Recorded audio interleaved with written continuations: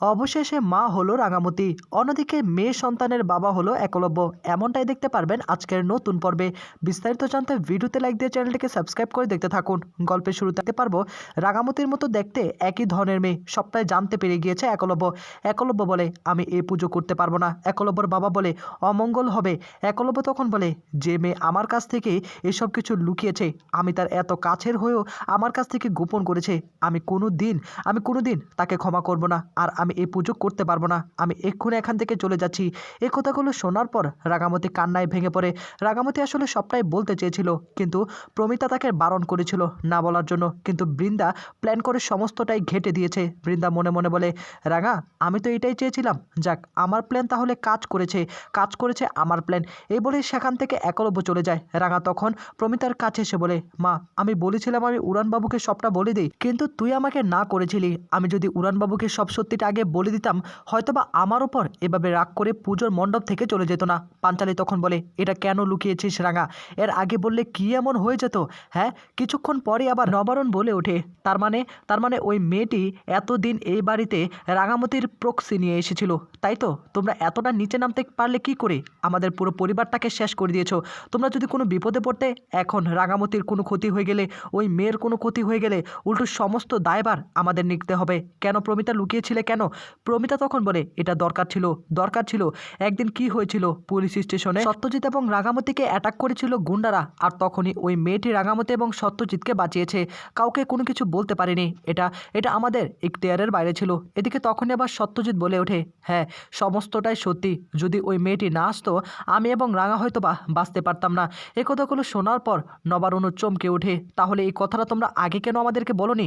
এখন তো সব সত্যিটা সামনে চলে আসলো। প্রমিতা, তুমি আমার কাছ থেকে অনেক কিছু লুকিয়েছো, তোমাকে আর কোনোভাবে আমি বিশ্বাস করতে পারবো না।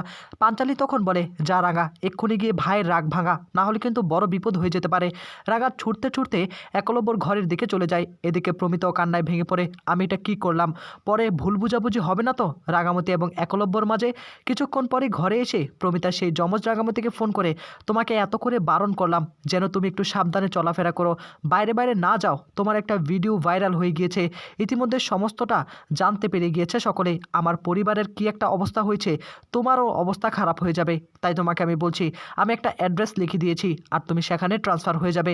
তখনই সে যমজ রাঙা বলে, আমি তো কোথাও যাইনি রে, আমি কি করে বলবো আমার কেউ পিছন নিয়েছে কিনা? প্রমিতা তখন বলে, আচ্ছা যাই হোক, যেহেতু এই কাজটা হয়ে গিয়েছে, আমি টাকা পাঠিয়ে দিয়েছি, অ্যাড্রেসও পাঠিয়ে দিয়েছি, তুমি কিছুদিন ওই অ্যাড্রেসে থাকবে। ইতিমধ্যে রাঙামতির কিন্তু প্রেগনেন্ট, তাকে কিন্তু কোনো কাজ করতে দেওয়া যাবে না। তখন এবার যমজ রাঙা বলে, যদি রাঙা দিদির কোনো প্রয়োজন হয় আমাকে ফোন করিস, কোনো বিপদ হলে অবশ্যই আমি আসবো। প্রমিতা বলে, এখন তুমি ওইখানে গিয়ে কিছু কাজ করো, বাকিটা আমি সামলে নিব। এ বলেই তখন তাকে বুঝিয়ে দেয়। আর তখনই যমজ রাঙা বলে, আচ্ছা ঠিক আছে, আমি তাহলে সেখানে চলে যাব। ফোনটা রেখে দেয় প্রমিতা। প্রমিতার সমস্ত কথা আড়াল পেতে শুনে ফেলে নবারণ। এসে তখন বলে, কার সঙ্গে কথা বলছিলে প্রমিতা? সবটাই কিন্তু আমি শুনতে পেয়েছি। প্রমিতা তখন ভয় পেতে শুরু করে। আর প্রমিতার কাছে এসে নবারণ বলে, আমি বুঝতে পারছি তোমার এটা আসল পরিচয় নয়, তুমি আরেকটা পরিচয় নিয়ে আমাদেরকে আড়াল করার চেষ্টা করছো। আমি জানতে চাই না তুমি অন্য কী পরিচয় নিয়ে থাকতে চাচ্ছ, কিন্তু তুমি যে এতটা নিচে নেমে গিয়েছো এটা কখনো কল্পনা করিনি। তুমি আমাকে ঠকিয়েছো। এতদিন পর, এত বছর পর আমার মনে হচ্ছে তুমি আমাকে বিশ্বাস করতে পারছো না। আমাদের সম্পর্কটা কোন জায়গায় এসে দাঁড়িয়েছে সেটাই আমি বুঝতে পারছি না। এ বলেই তখন নবারণ ঘর থেকে চলে যায়। আর প্রমিতা বলে, নবারণ দেখো, আমি সবটাই তোমাকে বলতে চেয়েছিলাম, এ সমস্তটা বলার নিষেধ। তুমি তো সবটাই জানো, আইনি প্রক্রিয়া, কোনো কিছু গোপন করতে হয়, তা না হলে বড় বিপদ হয়ে যেতে পারে। ঘরের মধ্যে রাঙামতি একলব্যর রাগ ভাঙানোর চেষ্টা করে, কিন্তু কোনোভাবেই একলব্যর রাগ ভাঙাতে পারছে না। কোলবালিশ দিয়ে ঘুমিয়ে থাকে একলব্য তো রাঙামতির থেকে দূরে সরে যাচ্ছিল। আর রাঙামতি তখন একলব্যর কাছে আসার চেষ্টা করে। একলব্য তখন উঠে দাঁড়ায় এবং তখনই রাঙামতিকে বলে, সরো।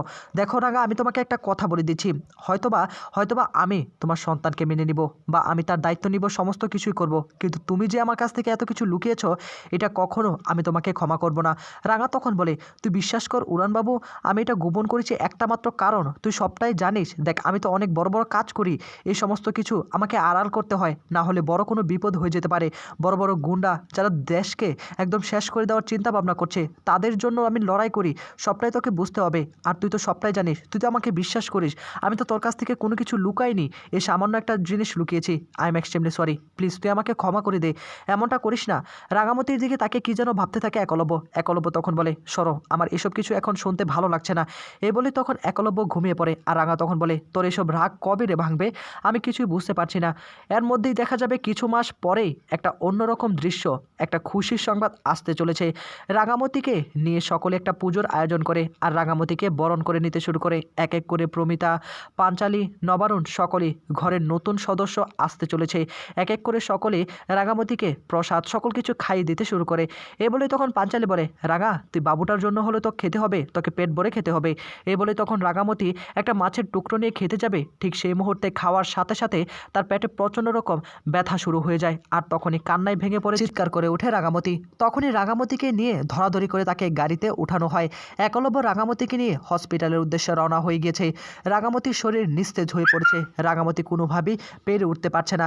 এদিকে হসপিটালে নিয়ে আসা হয়, রাঙামতিকেও ওটির মধ্যে নিয়ে যাওয়া হয়। কিছুক্ষণ পরই বাচ্চার আওয়াজ শুনতে পায় আর এতে করে সকলেই ভীষণই খুশি হয়ে সকলে সকলকে জড়িয়ে ধরতে শুরু করে। কিছুক্ষণ পর ডক্টরও সেখানে চলে আসে এবং বলে, সুখবর সুখবর, আপনি আপনি মেয়ের বাবা হয়েছেন। এই কথা শোনার পর একলব্যর মা সকলেই তো ভীষণ খুশি হয়ে অজরে কান্নায় ভেঙে পড়ে। কিছুক্ষণ পর একটা নার্স সে মেয়েটিকে নিয়ে আসে, অর্থাৎ রাঙার মেয়েকে নিয়ে আসে। রাঙামতি তার মেয়েকে পেয়ে চুমু দিতে শুরু করে। কিছুক্ষণ পরে সেই ওটির মধ্যে রাঙামতি এবং তার মেয়েকে দেখার জন্য সেখানে একলব্য চলে আসে।